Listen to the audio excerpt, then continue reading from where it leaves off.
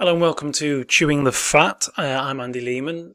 So today I was just going to talk about basically it was a drama that I've been watching. It's the new series of Time starring Jodie Whittaker, which she plays a woman called Orla who is a single mother, a working single mother of 3 children, and she's struggling, really struggling at the moment. We obviously have this current cost of living crisis here in the UK. I don't know what it's like in other parts of the world, but here in the UK we have these the bills are going up, food's gone up, electric, and all the cost of living has gone sky high for many. Rents have gone up as well to compensate, mortgages have gone up.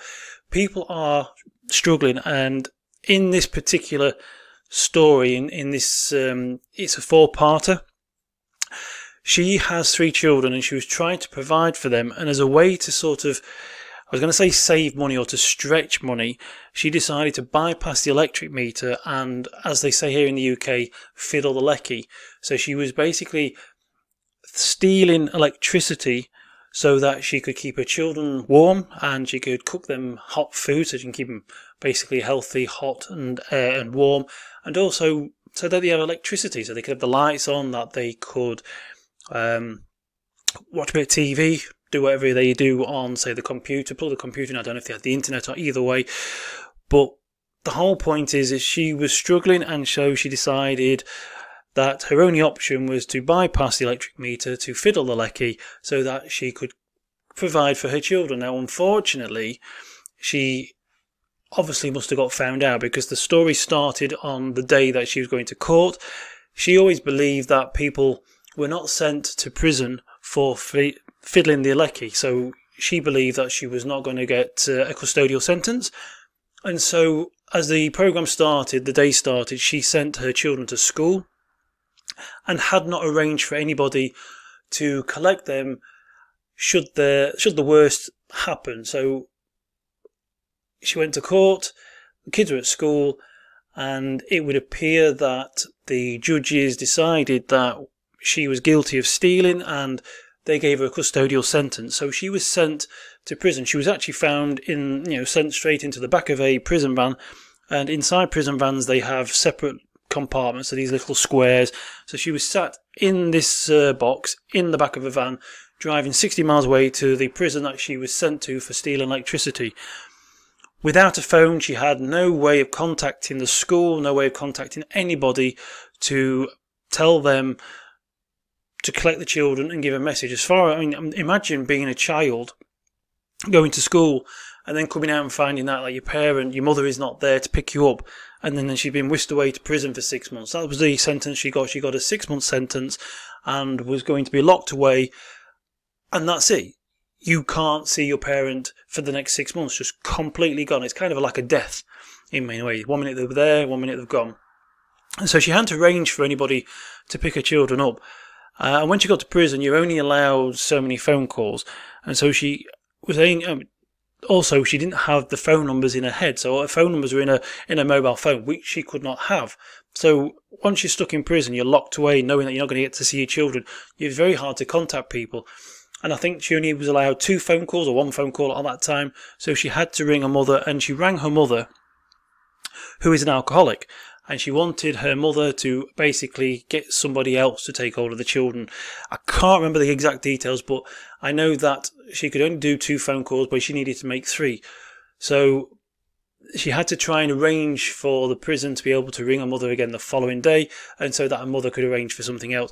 Anyway, her mother decided not to, and her mother decided to look after the children, much to Orla's fear. With her being an alcoholic, she was scared that she would basically be drunk and could actually cause damage to the children, or vice versa, or the children would have to look after her, and either way that the social services would get involved and she would be deemed unfit to look after the children, and so the children will be taken away.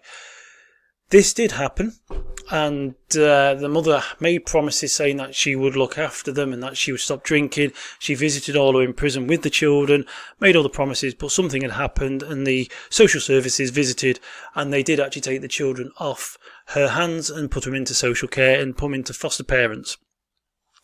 Orla was a bit devastated, but there was nothing she could do. All she could do was keep her head down. She was in a prison with lots of dodgy people, and she was spiralling downwards. But she was let out on, I suppose, on good behaviour. If you're in for 6 months, you're probably out within 3 or 4. But she was out on licence early, and she could not have the children returned until she had a decent home to give them, a stable home, and she was in employment. Because she'd been sent to prison for fiddling the lecky, she'd actually lost her job. She had a phone call to the boss, and he said, "I'm sorry, we can't wait for you to come out." And so she was a bit miffed with that, which you can understand. So she'd lost her job. So when she was finally released, she had to find another employer, and she had to get a stable home so she could get the children back. So she found a job in a bar, working in a bar. She didn't realise that there was cameras in the ceiling watching her, and she was caught several times pocketing money out of the till. This was because of her desperation. She was trying to get a house, and there was a house around the corner somewhere. And she needed a £600 deposit. And so on this one moment where she was putting £10 or some money into her back pocket, the boss called her over into the office and then showed her the evidence that they'd filmed her 3 or 4 times taking this money, and asked how much she'd stolen. She'd stolen £500. She was £100 short, but she wanted that money to get her home. So this is a person who wasn't stealing because of greed. She wasn't taking money because she just needed it or to feed a drug addiction. She was fiddling the lecky so she could keep her children safe and keep them warm and keep them fed. She was sent to prison, and then everything started to spiral downwards. The money she was stealing was to try and get a stable home so she could be reunited with her children. This then resulted in her being sent back to prison, but this time with a 12-month custodial sentence. That is where I stopped on the drama. I've yet to see the other final 2 episodes, or 1 episode. I can't remember how many I've seen. But this had me thinking. This got me a little bit concerned about how many people there are in this world who are struggling to provide for their families, and that they are risking criminal records or periods in prison basically to bypass the electric meter, to fiddle the lecky and save some money and gain some money. So it's a bit scary, because I mean I fear going to prison. It's one of those things that I would never ever want to do. The idea of being locked away 24/7 with some of the probably worst and dangerous people in the world is it's a little bit scary, and it's not something that I particularly want. And what I do find frustrating is that although Orla, like most people, is probably strapped for time, and I know it's a fictitious character, but like most people, she's probably she's struggling for time. She's working hard, and she has 3 children. She obviously needs some downtime, but the children were aged 13 and under, so she could have had a couple of hours spare in the evening to work on something, work on a project, or go online and figure out a way to earn some extra money. And in hindsight, it would have been far better for her to actually work from, say, 9 till midnight in the evening on a project while the children were in bed, so that she could earn some extra money to pay for the electricity, than actually end up being sent away for 6 months for fiddling the lecky. Obviously, when electricity bill comes in, you need the money, and it's not always guaranteed to earn money straight away when you're working online, but there are so many different ways that you can actually make money online, starting today for free, that people don't realise. I mean, I've just recently seen a news report on Channel 4. It was on the internet, but it was recorded by Channel 4. There was an interviewer who was speaking to a couple of guys who had lost their jobs, basically due to some form of ill health or injury, and they were struggling for money. They were having to get their food from food banks, and this one guy, he was left with £30 for the rest of the month. That was after his rent and his insurances had been paid for. That £30 and his bills, that £30 which was left, that included the food bill. I mean, that's all he had to spend on food. So he had £30 for the whole month to buy food. So he was going to a food bank to get some food and supplies. Another guy who was also struggling was having to share tins of tuna with the cat. These are desperate times for desperate people, and in no way am I going to say or suggest that. I'm not a politician. I'm not going to basically say that these people are useless and blah blah blah. They should do this, should do that. I understand and I appreciate their struggle, But I also appreciate and understand is that a lot of these people who are struggling, they know what they know, but they don't know what they don't know, and they probably don't realise what is available for them. And in desperation, when they need money fast, they need it sort of today. And I'm not going to say you can go online and make £1,000 by the end of the day by doing something, but there are things that you can do to earn money online. For example, I did an experiment a few years ago where I went on to Fiverr.com. I am a writer, and I offered up a gig, and it wasn't long before I got my first gig, and that was basically because I was new to the area. I decided to write at £5 per article, short article, or $5, and you get $4 out of that, because I think for every $5 it was, basically they took £1 or took $1 out of it. That was their fee. And I got this work, and I earned, I think it was like $4 for writing this 500-word article. Within a few days, I'd had several requests for gigs, and I'd actually made 100 UK pounds in writing articles for people. And sometimes I actually wrote, I can remember writing one or two of them while I was sat on the toilet on my phone using Google Docs, just typing away. So there are plenty of platforms and plenty of things that you can do to make money online. Being online has opened up the world. I think there's something like 5.4 billion daily users on the internet. You've got connections with lots of people. There are people who are giving video talks. I suppose a bit like this. They go on Facebook and they say, I can do this, I can do that. If you're interested in learning, I'll do a live video on 2 days' time or something. If you're interested, and then they either direct them to a page where they can pay X amount through PayPal or through a Stripe button, or they send them an email with an invoice where they can pay, and they can sit in for a live talk. There are people who are doing consultations where, you know, let's just say that I am a writer, and if you wanted to learn writing and I said to you that I can help you plan out your writing business, just give me £97, $97, and I'll sit down with you and do a live chat for an hour, and we'll go over everything. There is a way to make money without actually costing me any money to get started. And this is the thing that I think is really missing. I know we've got the AI tools coming along now, which is in many ways taking away a few other jobs. So I mean, life is getting hard. It is getting to become a bit of a struggle. But there are multiple ways to make money online, and I just don't think a lot of people are understanding or seeing these opportunities are about. And it is sad to know that there are people who are taking these risks which will basically separate families. I mean, I know it's a fictitious drama, but it had this woman who was trying her hardest to survive in an expensive world with her 3 children. She got separated from her family. She got sent to prison. Her children got put into foster care. And then her mum eventually was poorly because of the alcoholism, so she was sort of dying. The whole family, everything got destroyed. And she even ended up with a longer period in prison by trying to make corrections to the issue she had started in the first place. And this was all because she was struggling to afford to pay for the electricity and basically struggling to survive. And so it's sad that in many ways that there are a lot of people who don't understand what is available out there, the opportunities that are available.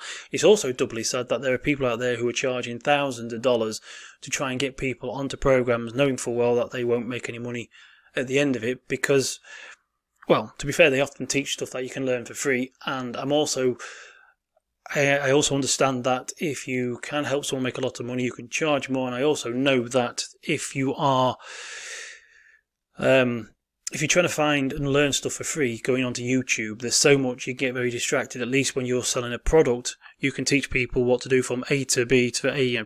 It's like a step by step, so it's a plan. So I appreciate that you can charge more by giving people not only the correct information, but also reducing the distractions of all the other stuff that's out there. But it is sad that there are people who don't appreciate or realise how, in many ways, it is actually very easy to make extra money. And I say the word easy because I'm not saying, you just basically go and tap a few things and suddenly money comes in. But in many ways there is, if you have certain skills or certainly have the confidence to go out and do things. There's certainly definitely ways out there to make extra money without having to risk affecting your life too bad. Another drama I watched a few years ago, this is, I mean, like I say, these are fiction, but most fiction stories, they are based on, unless it's sci-fi, there's a lot of fiction is based on true stories or stories that you see and read and hear in society. There are people who have done what this woman did, and this drama, she was struggling for cash. She too was a single mother, and I can't remember if she was working or if she'd been laid off, but either way, she needed some more cash, and a friendly neighbour offered her a big wad of money and helped her out. She paid off a few debts, was in a great position, was in a bit of breathing space, wanted to pay him back over time, but then he suddenly turned up and said he wanted all the money ASAP. It was obviously pre-planned. He was a bit of a dodgy type of guy, and when she said that she couldn't afford to pay it, he started to get a bit heavy on her and scared her, and then he suggested an alternative way to pay the money back, which was obviously to entertain him in kind. And this then resulted in her, I believe, turning to prostitution as a way to earn extra money. In fact, I've read an article just recently about people who were doing that, turning to prostitution to help pay their way for the increased cost of living. And so if you want to do that by choice, that's fair enough. But if you're pushed into that sort of lifestyle by circumstances or other people, that's not good. That's not good at all. And it is hard and frustrating to see, knowing full well that there are many other options and opportunities out there, but sadly people don't know that. And so this is something that I've been thinking about, and I would like to start sharing more information and ideas to people about these methods of how to make extra money without having to risk your life. I mean, again, I'm there, I've been there, I'm in the trenches, I've seen how hard things can be. I've been there myself where I've had lots of debt, not being able to earn more than enough to cover your bills. I've seen how slow sometimes it can be. Sometimes it can take time to make a lot of money, but sometimes you just have to put in the extra effort. And I know when time is hard, time is short, and you're struggling on time and money and motivation, and you're feeling absolutely burnt out and shattered, it's not easy. But I mean, obviously that's where a good plan comes in. You need a good plan for a start. But I have seen people who are making thousands, tens of thousands of pounds and dollars a month publishing newsletters. So these are newsletters that they write once or twice a week.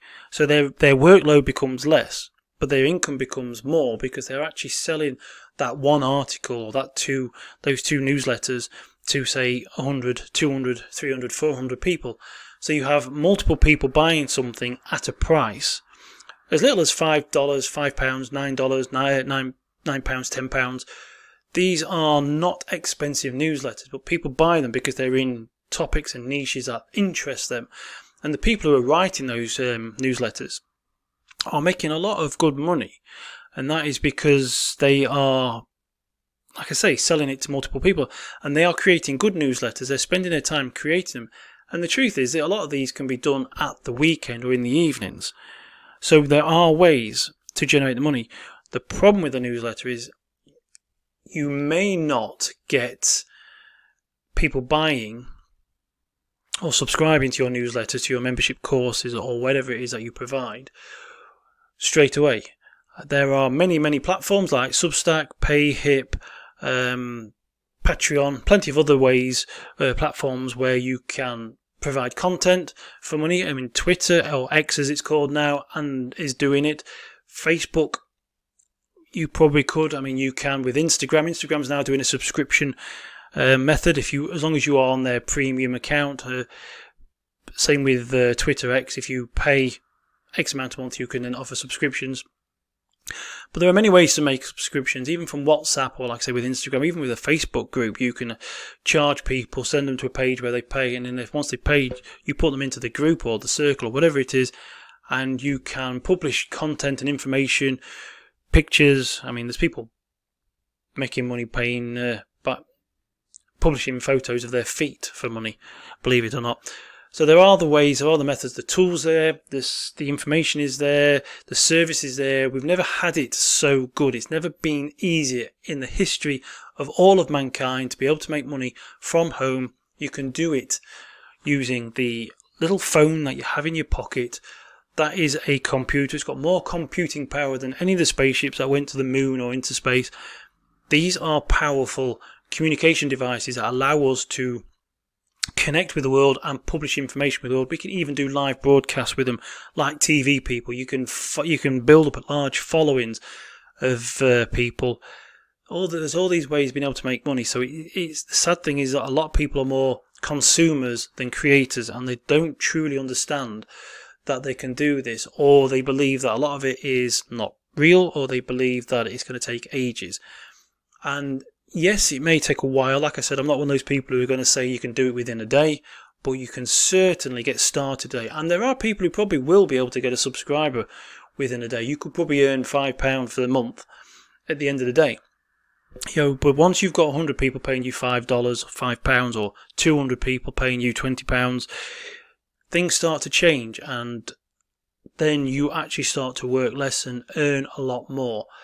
And this is the big opportunity that there is in this world. We have the tools, we have the services, we have the information, and we have the connectivity to be able to connect with loads of people around the world. We can build up the followers.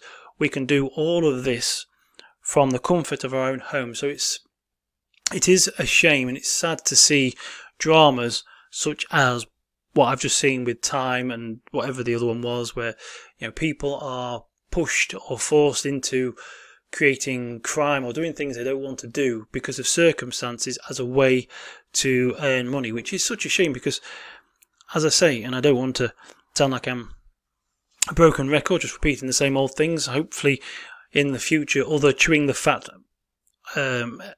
editions, or whatever you call them, editions, episodes, we will talk about specific ways to make money and specific ways to earn money online and lots of other methods. But we have the tools and services, we have the opportunities, they are all there. And so it is a shame. I saw again when I was in Coimbra not so long. I live in Portugal at the moment, and in Coimbra I saw people begging. Now they're probably professional beggars, and they might be homeless people begging, and they might be drug addicts who are trying to get money for the day. I really don't know. I can't say. But as I was watching them, I kept thinking there is absolutely no reason today that anybody in a place like Portugal, the UK or the US should need to beg. There is no reason. There are plenty of different methods, plenty of opportunities, plenty of ways to make a living online using your computer and even your phone. So yeah, it was such a shame, such a sad thing to see, this drama, and it's definitely worth watching. It's called Time, so if anybody who has BBC iPlayer or BBC America, if it's on there or whatever, if you can get hold of the BBC, it's called Time. And it stars Jodie Whittaker, who used to be the Doctor Who. She's now no longer Doctor Who, but it's a good drama, but it's very thought-provoking. And as I say, there should be desperation calls for desperate times, and desperate people do desperate things. But there should really be no need for people these days to actually have to fiddle the lecky or steal or anything like that to make money, to make their lives a little bit easier. Again, it's hard when you don't have much time, but there are different ways. You can do more for less these days.